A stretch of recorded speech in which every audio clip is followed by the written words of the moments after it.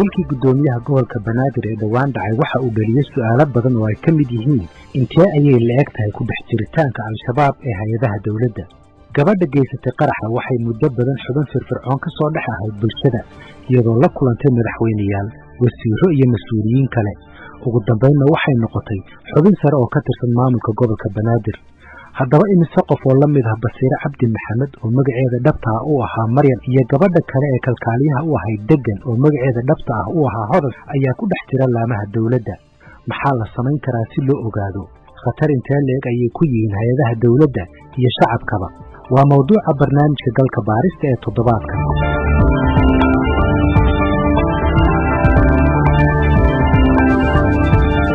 kadib qaraxa uu ku dhiman doono gudoomiyihii gobolka Banaadir Allah u naxariistay Cabdiraxmaan Cumar Cusmaan Cabdiraxmaan Yariisow, madaxweynaha Soomaaliya Maxamed Cabdullaahi Farmaajo waxa uu soo saaray qoraal uu ku farayo xukuumadda inay si degdeg ah ula timaado qorshe dhammaystiran oo ku aadan hanaanka la dagaalanka dadka sida tooska ah iyo sida dadbanba u gacan siiya argagixisada al-shabaab, sida lagu sheegay war-saxaafadeedkaas ka soo baxay xarunta madaxtooyada.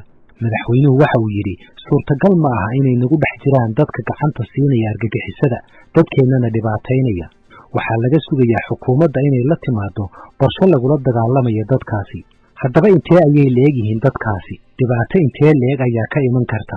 jenaraal cabdiraxmaan maxamed tuur yare waxa uu hore u soo noqday taliyaha hay'adda nabad sugidda qaranka, waxaana uu isku dayay inuu diiwaan geliyo dadka looga shakisan yahay inay al-shabaab xiriirka la leeyihiin ee ku dhex jira hay'adaha dawladda. dadku saddex nooc bay ahaayeen. qolo oo aan u arkaynay in la cabsi geliyey amba duruuftooda dhaqaala laga faa'iidaystay oo sidaa ku shaqaynaysay oo already kala galay qayb bay lahayd. waxaan ka fikiraynay shuruurdii iyo sistamkii loo mari lahaa in la soo qabto oo su'aalo la weydiiyo. cadaymankii markaa lahaayeen alla hor qayb bay ahaayeen. qayb waxay ahaayeen qayb markaa shaqadu ku socoto annagana aan noo soo sheegin lala soo xiriiray ilmahoodii lagu handaday. waa nimankan waxay dadka ku handadayaan qofka waxay ku handadayaan meel kastoo qofku ka jira ay ku handadayaan. qolo kalena waxay ahaayeen qolada saddexaad oo qolo sidaasoo kale loola soo xiriiray la cabsi geliyey laakiin iyagu noo yimid oo noo sheegay in arrintaa haysato. ayagana qaab gaar ayaan ula tacaali jirnay. amnigooda si gaara maaragtay amnigooda iyo meelaha laga soo galay iyo meelaha laga handaday si gaar ayaan amnigooda ula soco jirnay.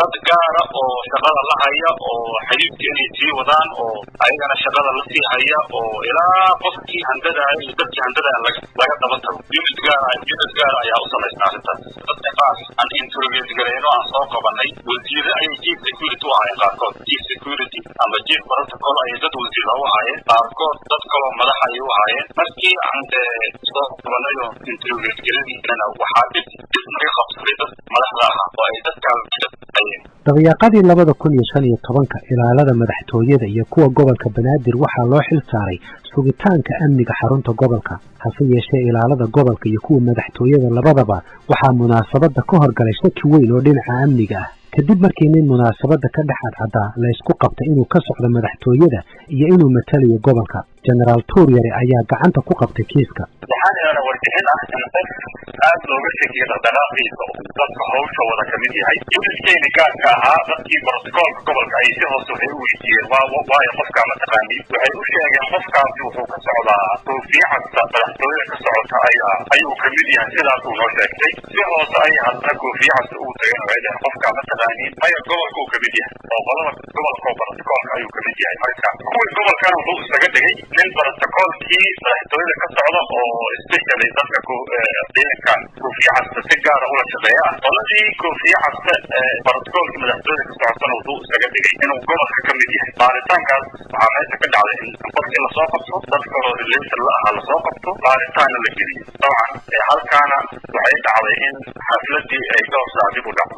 ninkaas ma qarax baa ku xirnaa? qarax kuma xirneen laakiin baaritaanadii iyo wixii sheeg waxaa ka soo baxay inuu kan qaraxa fududay doono oo qofka oo qaraxa fududay doono uu ahaa lahaa mar haddii uu kalsoonidii helay qoladii brotokoolka, mar hadduu helay kalsoonidii qolada kale ee ka socotay madaxtooyada. waxaan u garanay qofka inuu ahaa qof fududay rabay wax imaanaya asigoo ka faa'iidaysanaya galaangalkiisa iyo in lagu aaminay wax ka socodsiinta xafladda.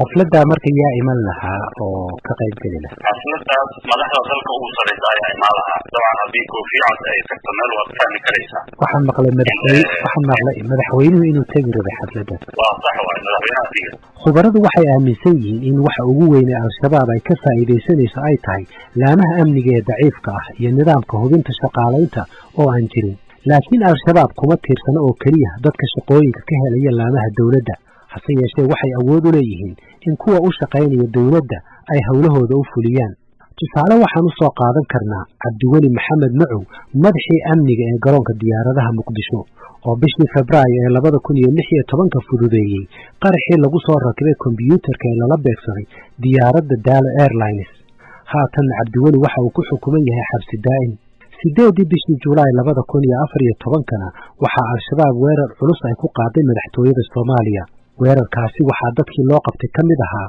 xasan muxiyadiin xasan oo u shaqaynayay shirkad kuwa isgaarsiinta ah kana howlgasha madaxtooyada gudaheeda xasan muxiyadiin waxaa loo xukumay inuu weerarkaasi fududeeyey bishii August ee 2014 waxaa lagu fuliyey dil toogasho ah sanadkii 2014 hay'adda NISA waxay qabatay sargaal sare oo ka tirsan hay'addaasi laguna magacaabo kabtan Cabdisalaam Maxamed Xasan oo lagu helay in xogo ku saabsan NISA uu gudbiyey ururka al-shabaab xogahaasi waxaa ka mid ahaa aqoonsiga xubnaha u shaqeeya NISA magacyo iyo sawirro shaqaalaha hay'adda ah saraakiil ka tirsan amniga Soomaaliya waxay ii sheegeen in xogtaasi ay dhaawac weyn gaarsiisay hay'adda NISA sargaalkaasi waxa uu xilligan ku xukuman yahay xabsi daa'im macallin Saciid Cabdulla Dilib waxa uu hore uga soo tirsanaa ururka al-shabaab isagoo goor dambena gacan saar la yeeshay Daacish inkastoo markii dambe uu ka baxay isla markaana uu haatan la shaqeeyo dawladda Soomaaliya waxa uu ka warramayaa xeeladaha ay adeegsadaan kooxaha argagixisada ah si ay gacan saar uga helaan dadka ku dhex jira dawladda infiltration ka maartay saddex qaab ma taqaanaa wax dawladdu ku soo xigaan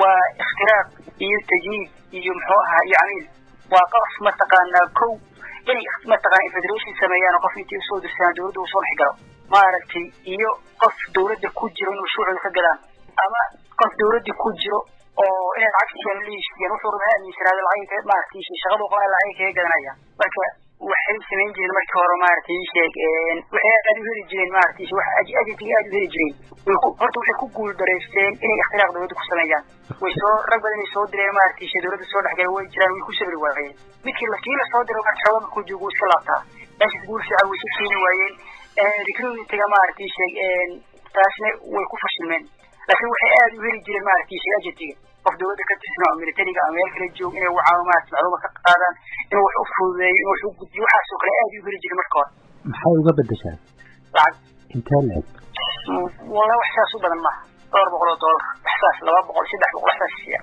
waxaa kaloo haddaba xubnaha al-shabaab ee ku dhex jira dawladda Soomaaliya saacida isbedelada maamulada ee joogtada ah sida uu sheegayo Generaal Cabdiraxmaan Maxamed Tuuryare dalkeena dadkahay 4 sano ba isbedel weyn ka dhaco meel kasta taabta oo ilaa waax ilaa laan ilaa taabanaya mana ahayn dabcan sidaa sax ma ahayn waxaa 4 sano gudaheed iska dhacay intaas oo mar taliyaasha la bedelaa intaas oo mar ayaa wasiirada la bedelaa intaas oo mar ayaa maamulada hoose degmooyinka la bedelaa marka horta waxa uu sahlaya inay dadkan ka soo dhex galaan waxa waaye maalin kastaba dadka suray la tacaamulayaan ayagoo ay khibradoodii wata oo isla dadkii aqoonta dadkii uu shaqeynaya arrimahaas ayaga 10 sano ilaa waxay shaqeynayaan waqti ku dhawaada ay shaqeynayaan dadka ay ka shaqeynayaana waa dad cusub oo amba sanadkii 3 mar 4 mar cusub amba 4 sano wada cusub marka cusaydka iyo isbedelada tirada badan oo imaanaya ayaa u sahlaya maxaa yeelay aniga hadda markaan taliyaha ahaa waxaan hayay faylal aad u muhiim ah oo dadka ku dhex jira amba la tashkiiliyey amba oo ku socda tashkiilku systemka ku dhex jira aan helin xogahooda oo aan dabagal ku hayn faylashii caynkaas ahaa dabcan faylashii aan ku wareejiyay bay kamid ahayd taliyaha iga dambeeyey marka arrimahaas in uu waqti siiyo waqti bay ku qaadanay waxaa laga yaabaa xaaladii markaa taagneed doorashadii iyo wixii xaalad dalku markaa ku jiray inay ka mashquuliso inuu faylalka caynkaas dabagalo waxyaabaha dhaca waxaa kamid oo anagu dareensanahay mar dambe in la dilay sargaalka ani waagaa faylasha ii hayay waa la dilay wax lagu dilo maxay ma dadkii baa ogaaday oo faylashooda hayay si kalaa loo dilay waa arrin kaloo su-aasheeda mudan dhibaato kale oo haysata hay'adaha amniga ayaa ah inay si dhibir ku shaqaalaysiiyaan dadka ka soo goosta kooxaha argagixisada kadibna si fudud lagu aamino iyadoo loo magacaabayo jagooyin sare halka kuwa kale ay marin u helaan madaxda sare ee dalka iyo kuwa amniga Generaal Tuuryare waxa uu ka mid ahaa saraakiil ka badbaaday nin ka soo goostay al-shabaab oo isku dayay inuu isku qarxiyo. iska dhigaya marka nin waxaan ku idhaahdaa duruufo adag oo asiga loo geystay iyo dhib badan oo loo geystay iyo wax badan oo geysta darteed usoo goosanayay. waxaa waagaa socotay oo waagaa aad u socotay inay dad badan oo ayaga kamid ay soo goosanayeen. qoryo badan oo qoryaha uu la soo goostay qorigaa nuuciisa oo badanna waa ku tuugayna meesha oo 4 ilaa 5 waan ku tuugay si marka loo dhiirigeliyo oo qofkii soo goosta oo qoriga noocaasa la soo goosta inuu abaalmarin helayo.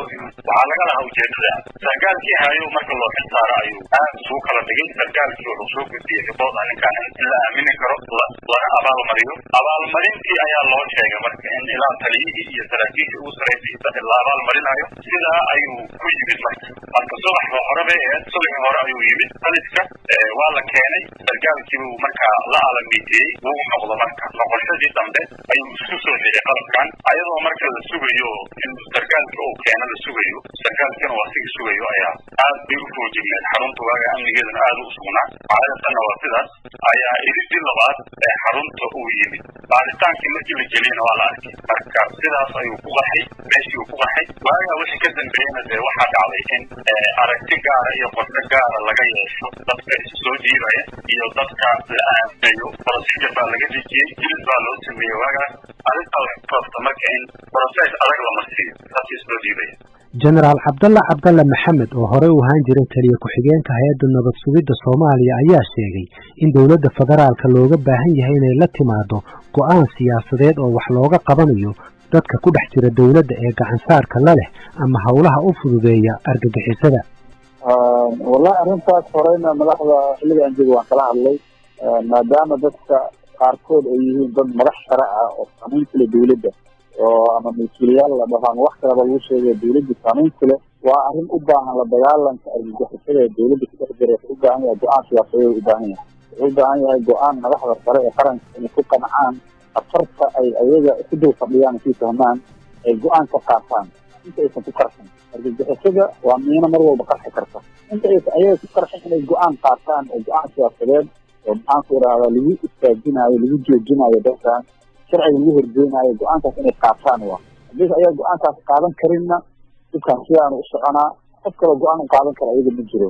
waa arrin go-aan siyaasadeed u baahan la dagaalanka argagixisada go-aan siyaasadeed u baahan yahay.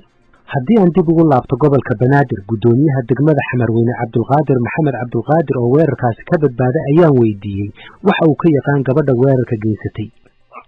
waxay ahayd aniga wax badan kama aqaan laakiin waxaan ku ogaa inay ahayd gabadh nool ah oo u dooda xuquuqda noolayaasha iyo dadka baahiyaha gaarka ah qabo.